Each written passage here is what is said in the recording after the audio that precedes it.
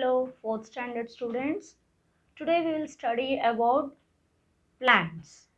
So in class 3, we learned a little bit about the plants. Let us revise the same by completing the following statements. So 3rd standard में आप लोग plants के बारे में पढ़े हैं, उनके पार्ट्स के बारे में पढ़े हैं ना, उसको याद करो और उसके हिसाब से ये फिल इन द ब्लैंक्स लिखो. सो सबसे नीचे पार्ट्स ऑफ द प्लांट, सबसे नीचे क्या है? The roots. सॉइल के अंदर है ना, ग्राउंड के नीचे, that is the root. Then the part which comes up, that is called as the stem. And then the branches, है ना, स्टेम से ब्रांच आ जाते हैं एंड ब्रांच को लगकर द लीव्स रहते हैं और द फ्लावर्स रहेंगे और फ्लावर्स के birds, then the fruits, isn't it? So ये फिगर में मार्किंग करो. This is the root, this is the stem, this is the bird and this is the flower. Next side में जो दिखाए that is the branch, this is the fruit and this green colored ones are the leaf. So dash fixes the plant in the soil. So plant को soil में पकड़ के रखने वाला part कौन सा है? The root. Dash supports the plant and keeps it upright. Plant को कौन सपोर्ट देता है और सीधा स्टैंड खड़े होने के लिए हेल्प करता है? That is the stem. Leaf has dash in it to prepare food and to give it its green color. Leaf को green color है और जिसकी हेल्प से वो खाना प्रिपेयर करेगा, खाना बनाएगा. वो कौन सा सब्सटेंस है लीफ में? दैट इज द क्लोरोफिल, है ना. क्लोरोफिल के वजह से लीफ ग्रीन कलर्ड है और वो फूड को प्रिपेयर कर सकता है. Then fruits have dash in them which germinate to form plants. So fruits के अंदर क्या है? सीड्स, है ना. And seeds germinate into the new plant. So नए प्लांट सीड से बनते हैं. So that is the fruits के अंदर सीड्स है. Fruits have seeds. We know that a plant has different parts like root, stem, branches, leaves, flowers and fruits. We have learnt about the leaf in some detail in the previous class. So last year आप लोग leaf के बारे में पढ़े थे. अभी हम ये साल रूट के बारे में पढ़ेंगे.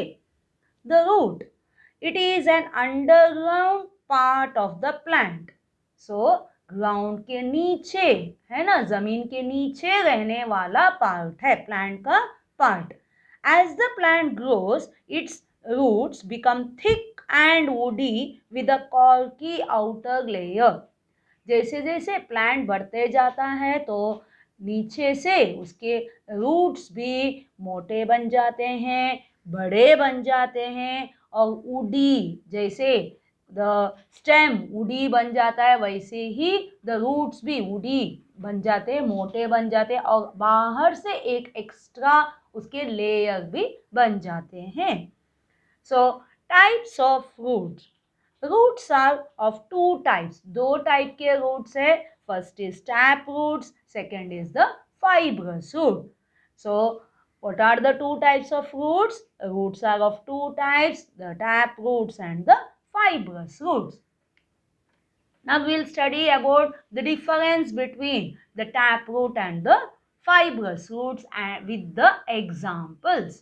Now what is a tap root? This is a tap root. Tap root is a single long root with the thin roots arising from it. So ऐसे बड़ा वाला एक रूट आएगा और उसके साइड से पतले उसके रूट्स आ जाएंगे. So this type of root is called as a tap root. Now example, कौन कौन से प्लांट में ये टैप रूट सिस्टम है? The plants like beans, rose, ladyfinger and trees like neem, people have tap roots.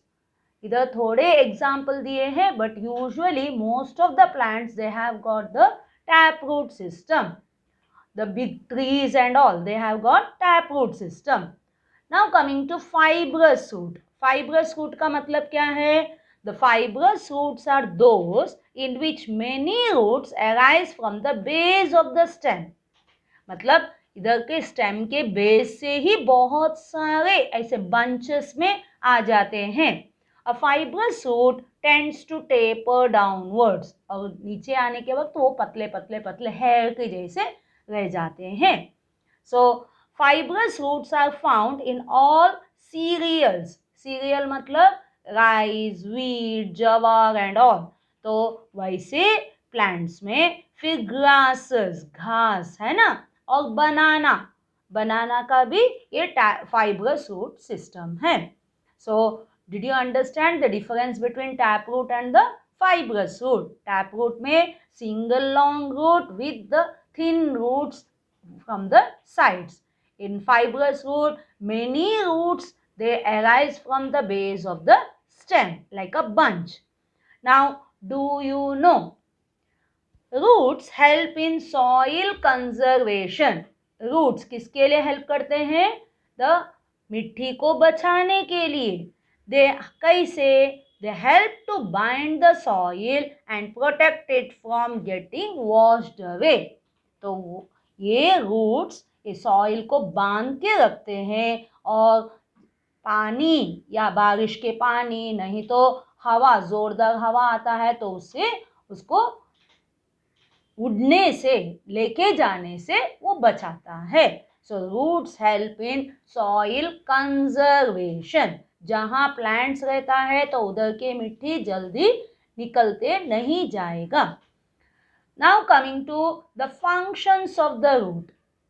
तो क्या काम है रूट्स का? Root is an important part of the plant. Root नहीं रहेगा तो प्लांट नहीं रहेगा, है ना. It helps the plant to absorb water and minerals from the soil. So सबसे पहले इसको जो water and minerals मतलब जो उसको खाने के जैसे ही, खाना पकाने के लिए, बनाने के लिए जो भी मटेरियल्स है तो वो सब उसको मिट्टी से मिलता है. तो उसको खींचने का काम किसका है? रूट्स का. It holds the plant upright in the soil. Soil में प्लांट को पकड़ के रखता है. Thus, what are the two functions? Absorption and fixation are the two main functions of the roots. So, सबसे पहले water and minerals को absorb करना, that is why absorption. और मिट्टी में उसको पकड़ के रखना, that is why it is a fixation. They are the two main functions of the roots.